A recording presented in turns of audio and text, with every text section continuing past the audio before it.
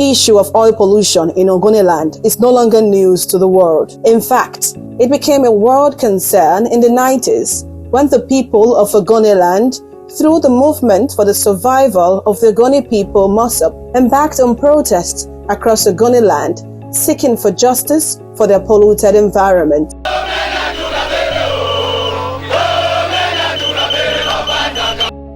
In 2009, the late President Umaru Musa Yar'Adua's led government requested that the United Nations Environment Programme UNEP conduct an independent assessment of the Ogoni environment and public health impact of oil contamination in the land, as well as give recommendation for remediation. This assessment was concluded in 2011 with UNEP making several recommendations for the improvement of the Ogoni environment. Consequent upon this, in 2016, the Hydrocarbon Pollution Remediation Project HYPREP was set up with the mandate to remediate the environment and restore the livelihood of the people. In 2019, HYPREP began the process of implementing the report's recommendations made by UNEP.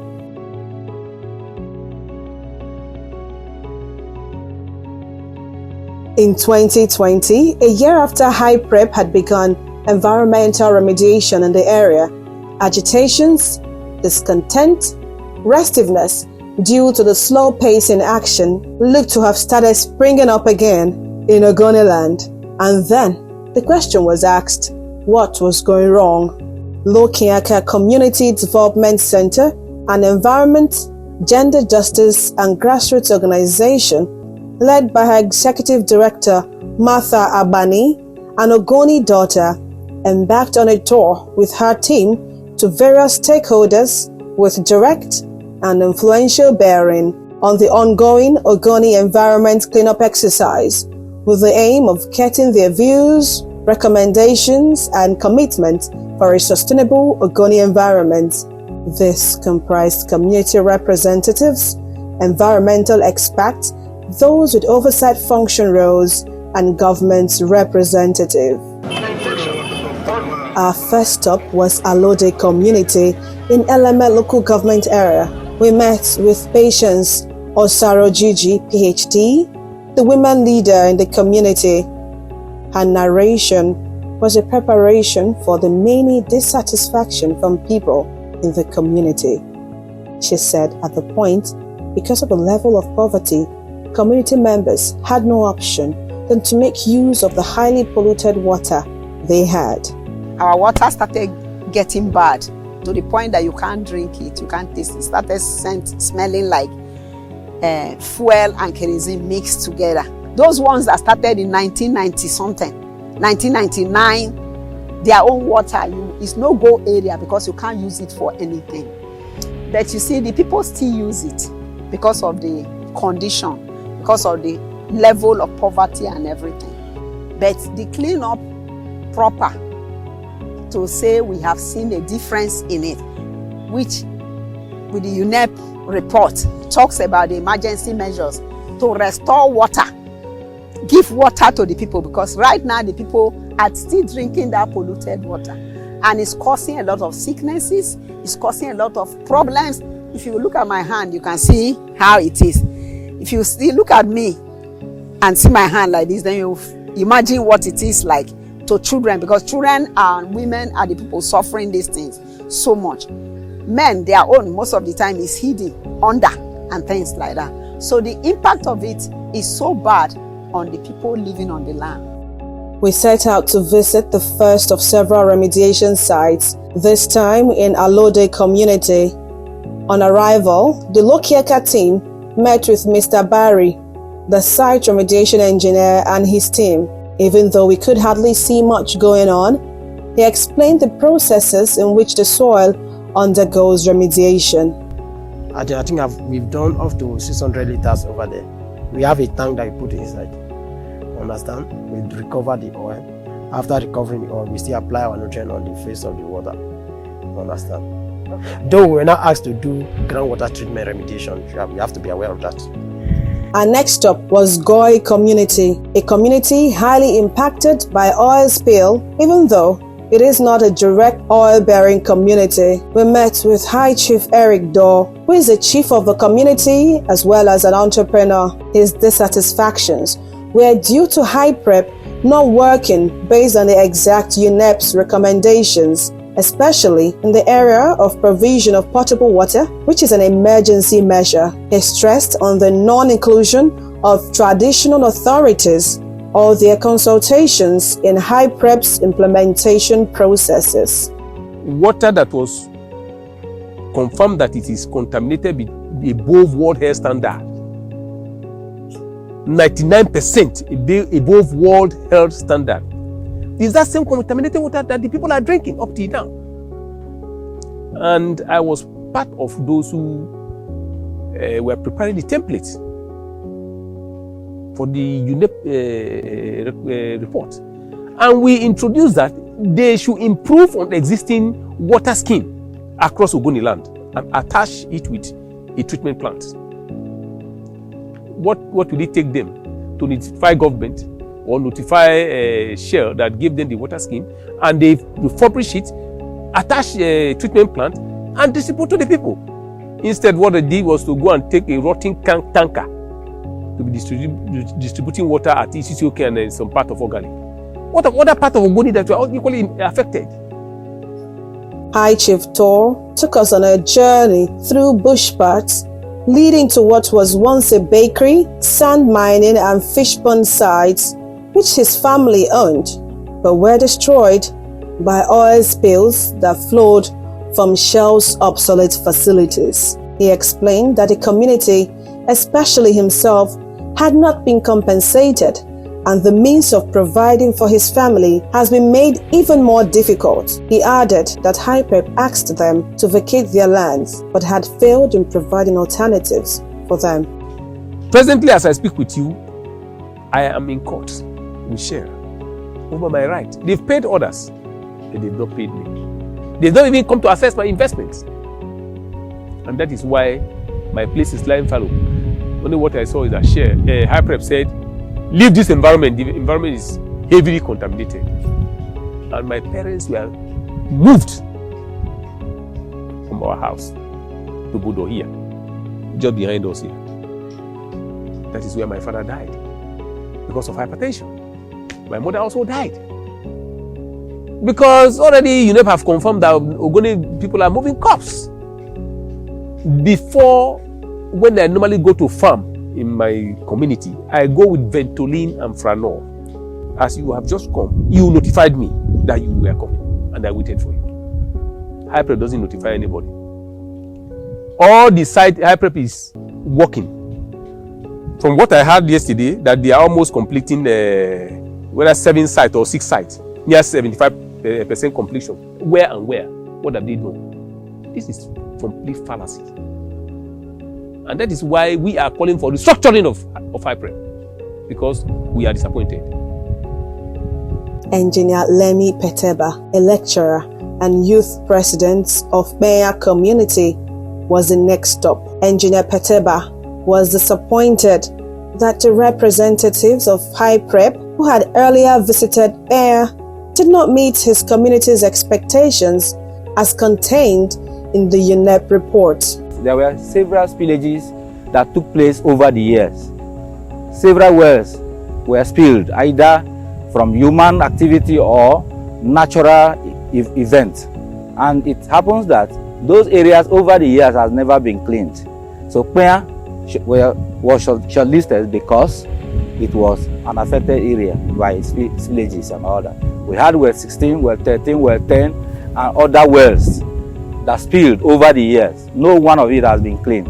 So when the UNEP came in for their own let's say findings, they find out that Kpenya was really destroyed based on the spillages. So they have to shortlisted Kpenya for that purpose. We had a very high expectation, but no one of them has come. We have expected that by the coming of High Prep, Kpenya youths will be working, their women will be doing good works, they will have business places that will help them to foot other things they've been doing, and a lot of things, but no one of it. As I'm speaking to you, even the people that were hired, they are sharing their small stipends into proportions, not allowing them to do the work. They will lie against high prep, those who are called contractors. We don't even know the name of the contractor that is handling the contract in Kwea, sincerely. Because the day that was done at the town square, there were a lot of games they played. We said we want to see these people, we want to know them. Nothing like that. So I think all our expectations failed because no one of them has come up. No employment. We don't have anything that you change the life of the people. So nothing. A groundbreaking ceremony was held on the 16th of February 2017 to establish the Center of Excellence and the Integrated Contaminated Soil Management Center, ICSMC. 3 years after, was now overgrown with weeds and also turned into farming areas by some landless peasant farmers. This is the groundbreaking ceremony they came to have in Wiyaka community, precisely on this was 16th of February 2017. And they took away vast land from the community members with the intention of siting the Integrated Contaminated Soil Management Center here.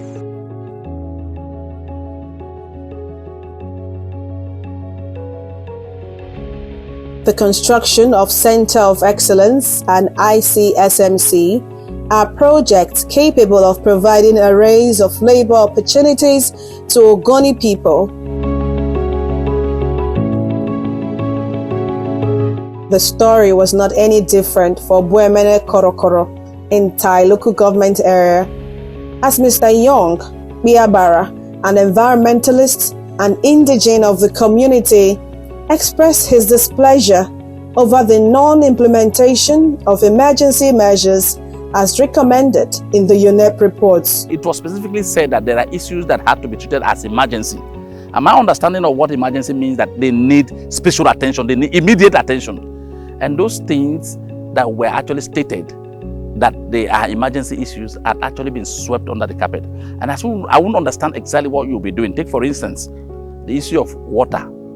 That we were drinking a water that is 900 times above the WHO recommendation. What WHO means is the World Health Organization's recommendation. And so if we're drinking a water that is worse 900 times, that's what it means. When it says above, it means that it is worse 900 times. What do you think will happen to those who consume such water? Up to this moment, HIPREP hasn't thought it necessary, even if it was an emergency issue. Up to this moment, HIPREP had not thought it necessary to put water in one community in the entire Ogoni land. That's so disappointing. Again, one other issue that was considered as an emergency issue was the health registry. The health registry up to this moment, nothing had happened about it. Another issue that was considered was the issue of livelihoods. Up to this moment, if you ask HIPREP today, they will tell you that one fundamental responsibility that they have is to clean up Ogoni land and also do what? Provide livelihoods. Today, as I'm telling you, there are no livelihood provision. HIPREP had not talked about anything that has to do with livelihoods. These are people whose means of livelihoods or means of living were destroyed by environmental pollution. Yet, they have nothing. Some of them have no alternatives. Some of them are in poverty. They've been impoverished by this process. And up to this moment, HIPREP hasn't discussed anything about livelihoods to keep them alive, to keep them surviving. It doesn't exist. So the problem is, and that's why you see that a whole lot of people do not want to, when they talk about HIPREP, they express anger because they had expected that perhaps HIPREP would bring succor to them, particularly those who lost their livelihood means. But none of these things are happening. Again, what we hear from HIPREP is that they are teaching people how to process Gari. You don't need to teach a man from this place. Look at Gari. Cassava that is planted everywhere in this place here. We naturally know how to process that. So why would you teach us something that will not give us any alternative livelihoods? We are talking about giving us something that can make us survive. It's not something that we already have. He rated the ongoing cleanup exercise slow as a result of the unprofessional attitude of contractors towards the project. By assessment of the cleanup process so far in this community, vis-a-vis the contractors who are here, is appalling. appalling in the sense that if you, by two months back I was here, I went to almost all the sites, and apart from just one site, almost all the contractors were out of sight. They were not working, and we became so angry for the fact that if you look at the bidding process, there was no time that they were supposed to be out of sight. You know, because when you are not working and you have been paid for that month, the months for which you were supposed to have worked, and you are not returning the money back to the person who gave you the money, and of course the date that you were supposed to have also finished the work was supposed to be part of the work plan you were doing, it becomes disappointing. Because one, these works were supposed to be, and that's why we are also afraid of what HyPrep is doing, because up to this moment we do not also have a timetable or a work plan, a practicable work plan for with which HyPrep is working. Because we were supposed to have also known that, look, contractor A, B, C, and D has so month to work, or so year to work on this site. But it doesn't happen like that. So what they do is that at any time they just come in. Like you see, you have 3 people working on one side. They will tell you, oh, for January till now we have not been paid. They are not there. So in other words, I don't see any seriousness in what the contractors are doing. What they do is that any day that perhaps they hear that the National Assembly Committee on Environment is coming around to look at what they were doing, they will now mobilize people to site and claim that they were working and they have been on site. I have also been part of the chieftaincy, the chief in the community here, Your Majesty Chief Kegino, who also complained that he didn't like what was happening. What we have tried to do is to stop people from going into violence against them. Otherwise, most youths and most people in this community are not pleased with what is happening. We just want them to peacefully do the work that they have been paid to do. Mr. Bariara Balab, a Mosop chieftain and environmentalist, also shared his disappointment in the current process. Now, HyPrep's mandate was to remediate and restore the Ogoni environment to its original state so that it can be reused by the people. The flag off of the cleanup exercise was done on the 2nd of June 2016. Today we are already in 2020. Unfortunately, we've not seen the results we ought to have seen. One, HyPrep did not follow the recommendations of UNEP as contained in the UNEP report. Two, UNEP report recommended what we call transition measures, or otherwise called emergency measures. The emergency measures: provision of water, assessment of the health status of the people, payment to these artisanal refiners in order to stop them from repolluting the areas that will be remediated, and so on and so forth. Unfortunately, today, water has not been provided. The artisanal refiners has not been settled. Nothing that relates to the emergency measures have been implemented. Unfortunately, instead of dealing with the emergency measures as a takeoff point, as recommended by UNEP, they jumped to awarding remediation contracts. Although it was getting late into the night, but there was still one last stop to be made. Mr. Erabanabari Koba, an environmental scientist and activist from Kedere community in Gokana local government area, was approached. He welcomed us into his community. Mr. Koba recalled how, as a teenager, the highly polluted area he was standing on was once home to monkeys, streams, etc. Today, the place has no value for the community. I was born and brought up in Kedere. I did my primary school here, and then even my secondary school, my holidays I also spent here. We came when oil extraction has already commenced, and at that initial stage, we still have the privilege of benefiting from the environment. We used to see monkeys in this bush, and then we come here to this stream to get water and drink. Even we go to the other side of the stream and bath. That's the life that we had in this place. Sad to say, over time, because at that time, the state of the facilities were not as appalling as it is today.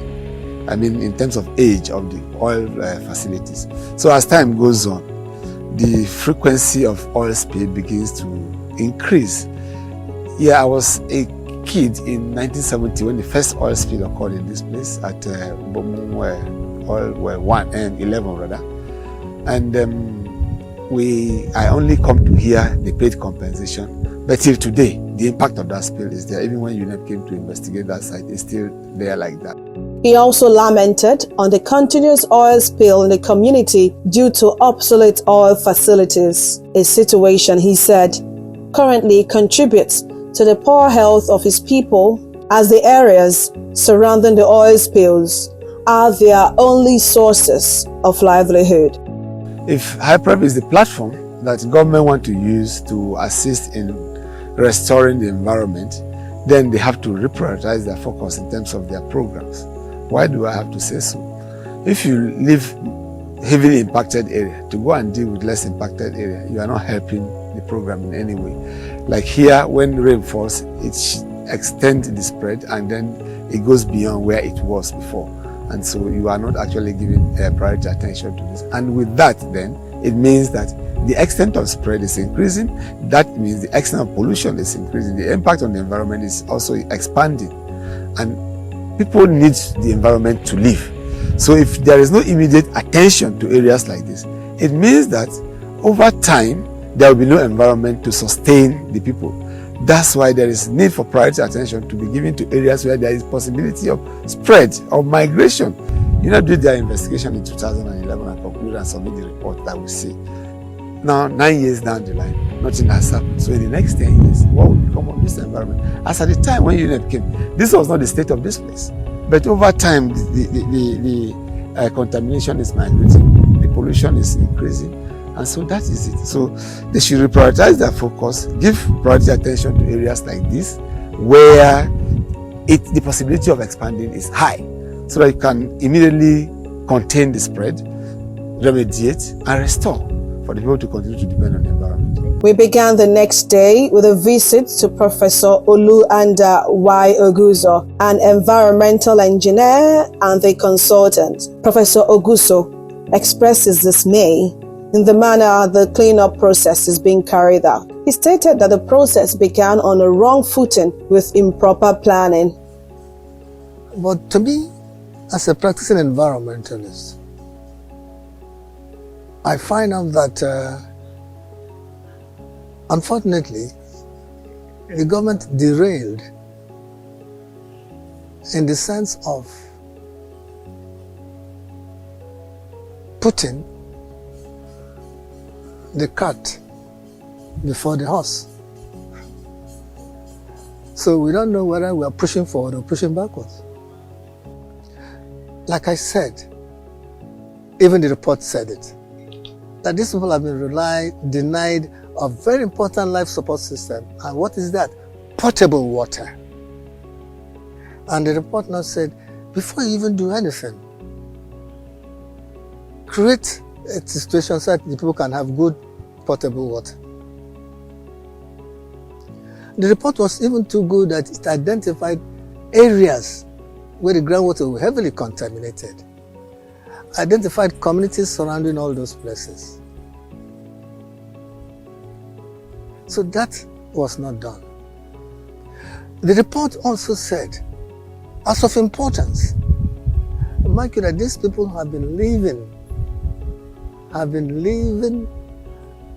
with this dangerous, cancerous material, dangerous hydrocarbon materials for years.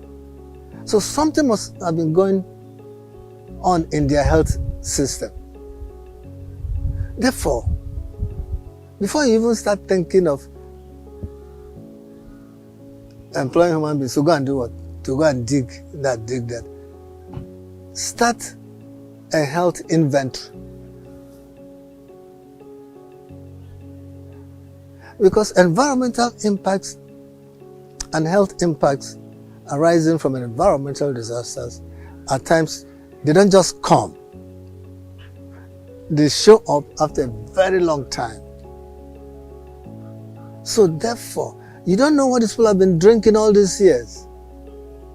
they've been using this water to cook, use for all their chores, drink it. So the report said, hey, look, before you start even thinking of actions, start inventorizing the health situation of the people. And how do you do that? Simple registry. The structure put the cart before the horse. These are top urgent priority activities that are supposed to have been done. So that when you start the real action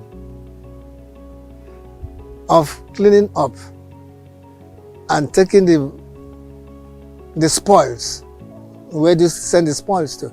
Do you just collect them and then throw them back into the moving water? Or do you just collect them and go somewhere and dig and bury? Which is what they are doing now.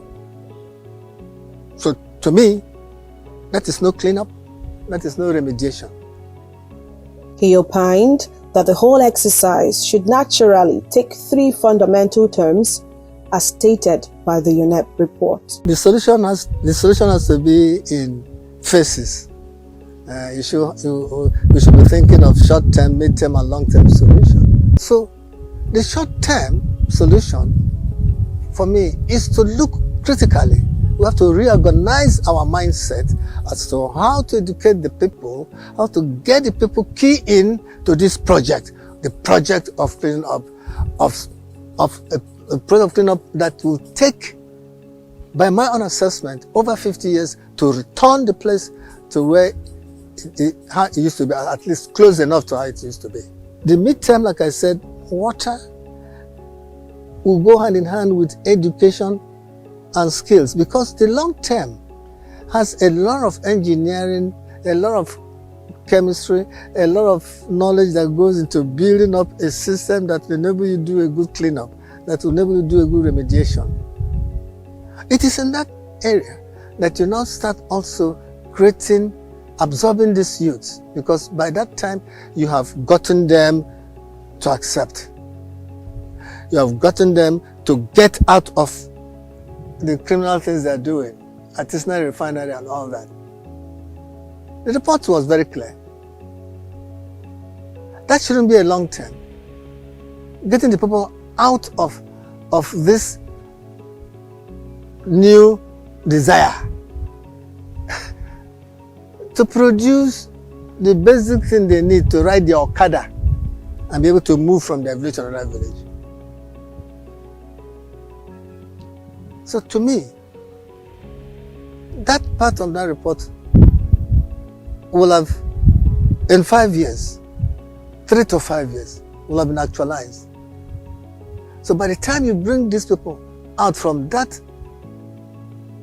bad act, you have increased the population of people that have accepted that, hey, everybody's hand should be on deck to solve it. Karbari Sam, PhD, a lecturer in marine environment and pollution control at the Nigerian Maritime University, and also the head, Environment and Conservation at the Center for Environment, Human Rights and Development, CEHRD, had this to say regarding the Ogoni Clean Up. The UNEP recommendations, if they were to be implemented the way they were made, we should have achieved environmental sustainability in Ogoni land. But the challenge we have now is that most of the recommendations that were made in the UNEP report had been jettisoned. Some of them had not been applied the way they were made. And so we are having issues with the sustainability of whatever efforts High Prep is making in Ogoni land. For example, UNEP recommended that Ogoni land should be declared a Ramsar site. What that means is that world attention will have been drawn to Ogoni land in terms of remediation, in terms of livelihood structures, in terms of, in short, Ogoni land would have been the center where people would tour to come and see what is happening in terms of the citadel of pollution and how pollution should be cleaned using best practice. But that has not been done. And we are about a decade since the UNEP report was released. And so whatever effort government is putting in place through the instrumentality of HYPREP is yet to meet the expectations of not just the UNEP recommendation, but also of the people of Ogoni land.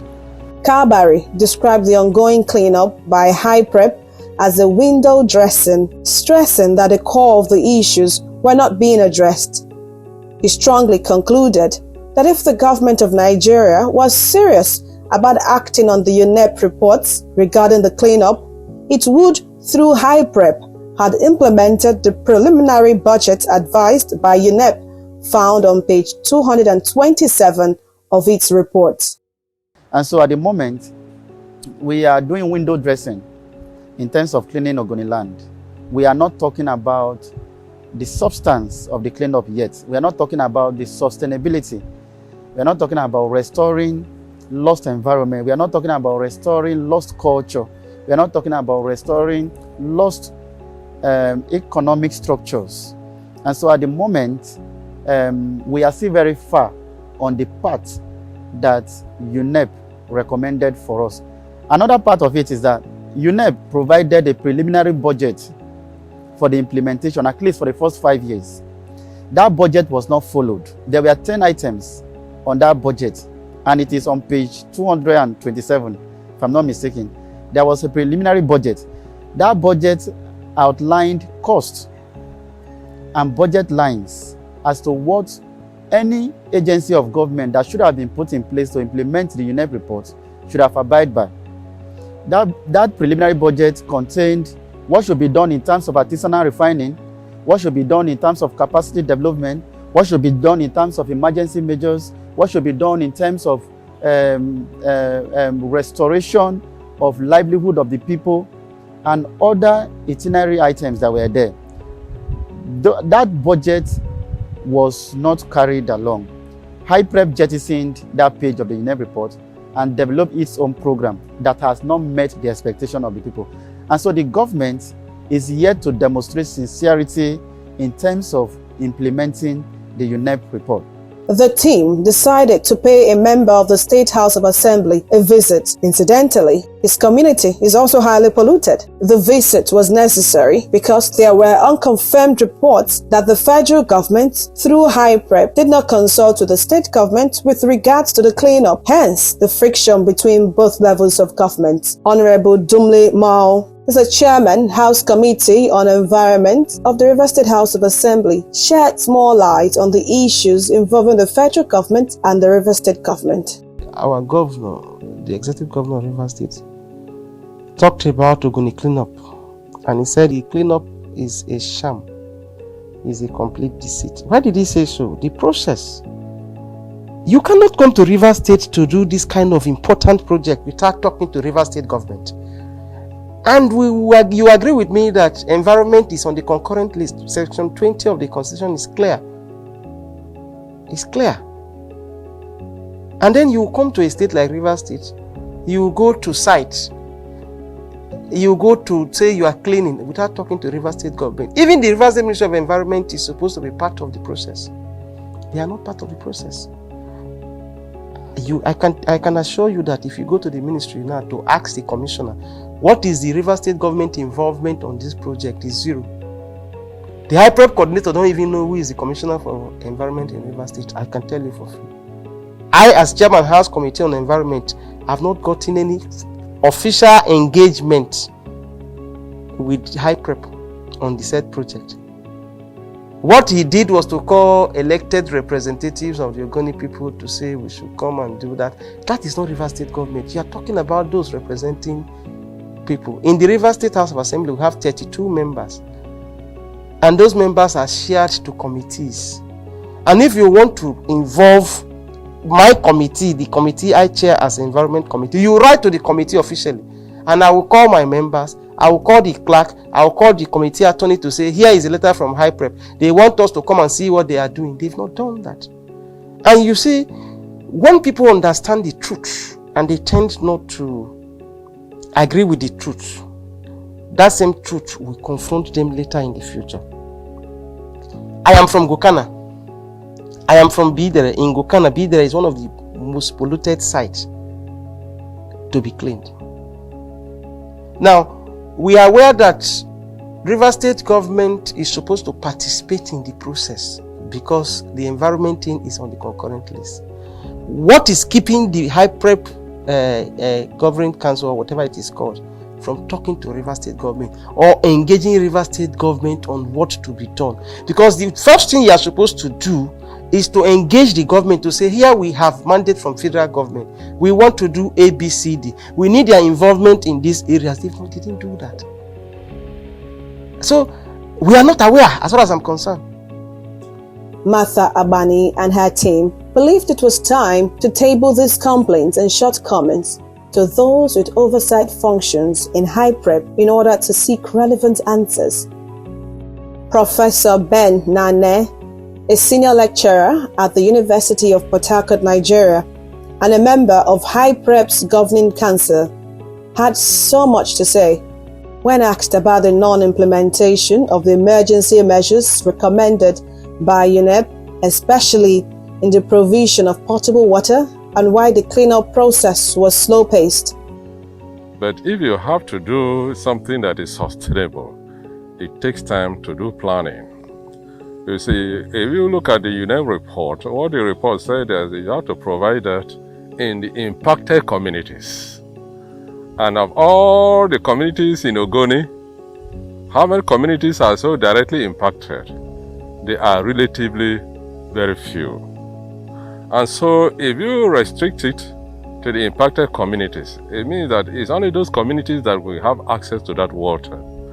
And so in the Governing Council, we felt that it shouldn't be restricted to only the communities that have been directly impacted. That at least that should be one of the social dividends that the Ogoni people will derive from the cleanup. So the Governing Council decided to extend water supply to as many communities in Ogoni as possible, if not the whole of Ogoni. And you see, that is a major project. Even the government has not been able to achieve that kind of project. And that is what High Prep is grappling with at the moment. If we had to go beyond the scope of the impacted communities, that required a lot of policy reviews and so on, which we pushed.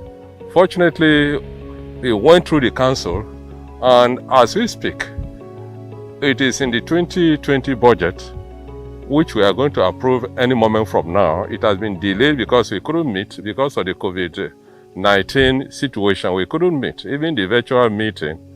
And that is going to be in two phases.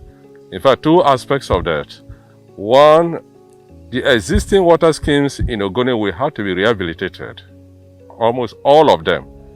You know, all over Ogoni, you go to these communities, Taba, Teraboy, Taba, Nyokana, Terabo, Penya, Bori. All you see abandoned water projects. Some of them from the old regional government, the one in Bori, and others from the River State Utilities Board. They are all scattered all over the place and abandoned. So a phase of that is going to rehabilitate the existing water schemes that have been abandoned. And the second is now to extend the water scheme to design new scheme to cover communities that are not covered by the existing water schemes that are not working.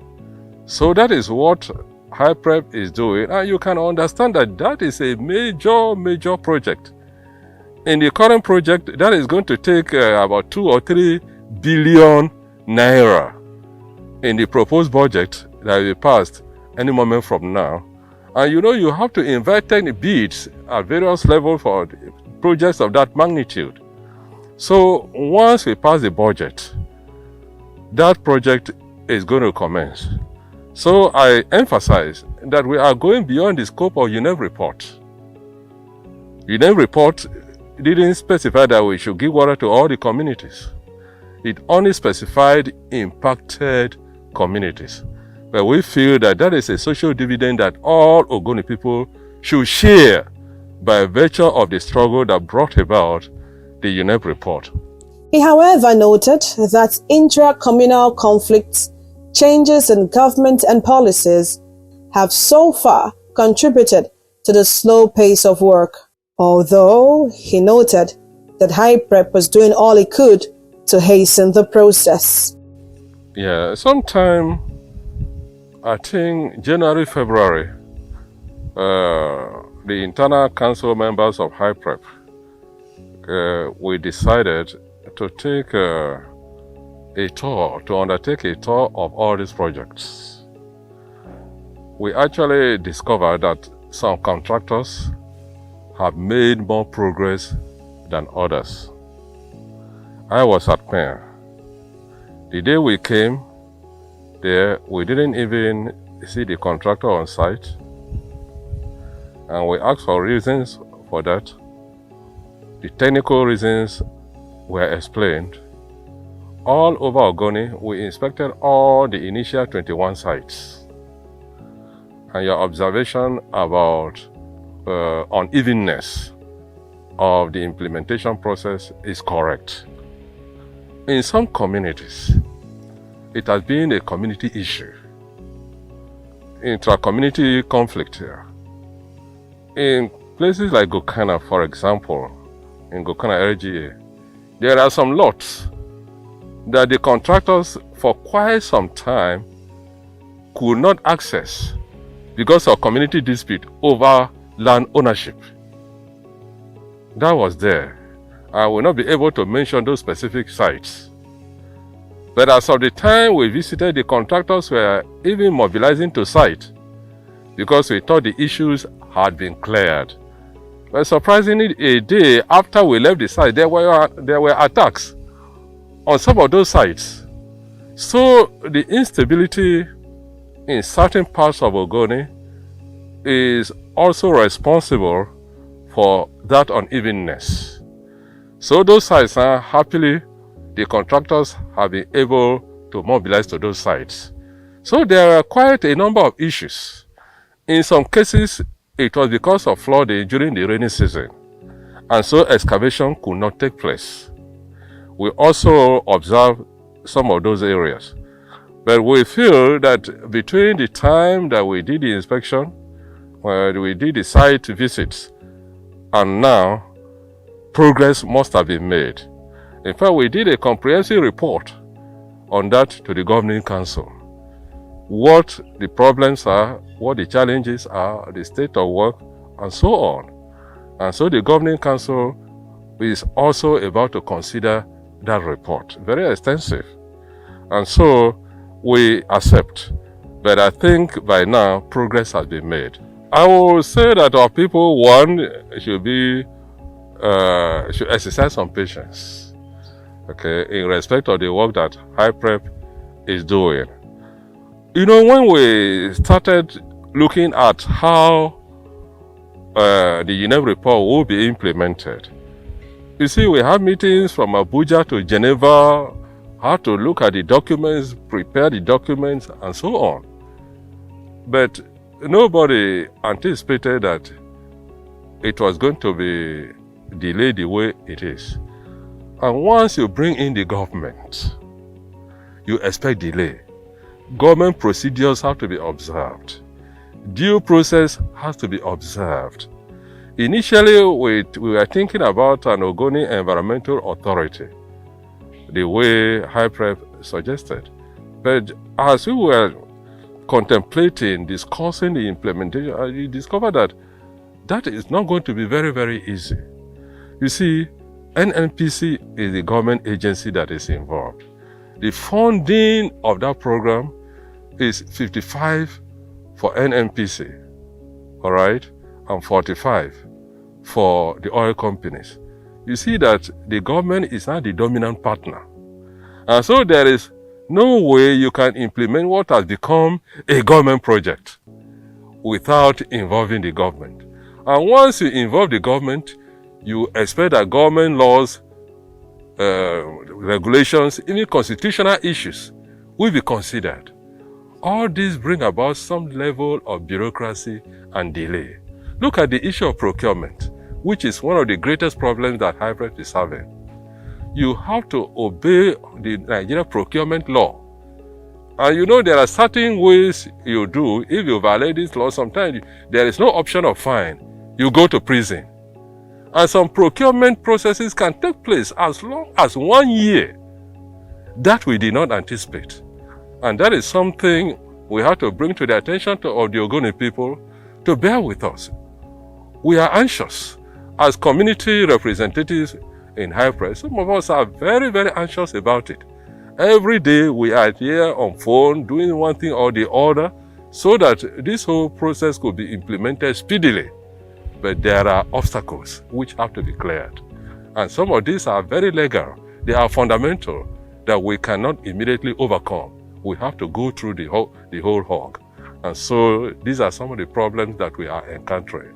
The Rivers State Director for National Oil Spill Detection and Response Agency, NOSDRA, Mr. Cyrus Nkagwang, appealed to the people to remain calm. He explained that there were a number of factors involved in the whole cleanup exercise. Communities' interest and conflicts, continuous illegal refining of oil crude were also some reasons he gave as posing threats to the smooth running of the project. From the beginning, it appears as if that they would have been faster than what they are doing. But then, of course, since the new cleanup that is on, it takes a lot of factors, factors of ensuring that you know the level of contamination. Because the report was since 2011, and 2011 to 20, as at that time we were talking about 2017, you discovered that you have more than 11 years in between. So what was gotten as then as the decadence in the environment could not be the same as at now. That was why it took a long time for them to get the statistics of the current situation in the environment. So it took a long time. So that time is what the community, NOSDRA look at the community interest and that of the environment vis-a-vis, because all of it, we believe that human beings and even the plants and animals and the soil are all environmental factors we look at. So as it is, there was a delay. So that you can cause it a challenge, but it is never for an environmentalist or somebody working in the environment, that can never be seen as a challenge. The other challenge that we see that was visible was because of conflicting interests in the community, because you have to manage that.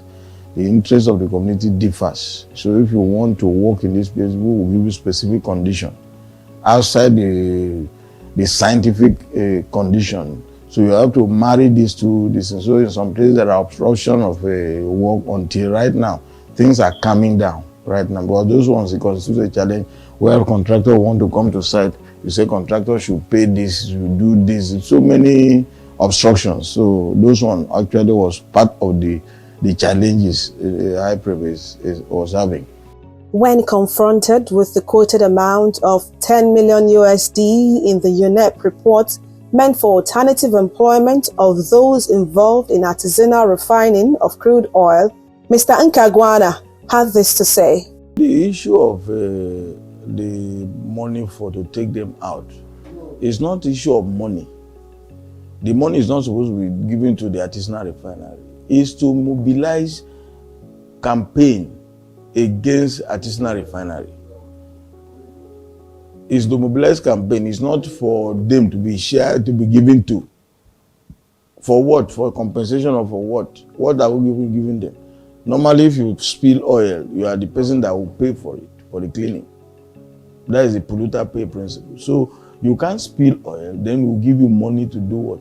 Money is meant to do campaign against artisanal refinery in communities. Go around all the communities. Those are the aspects who are asking for help.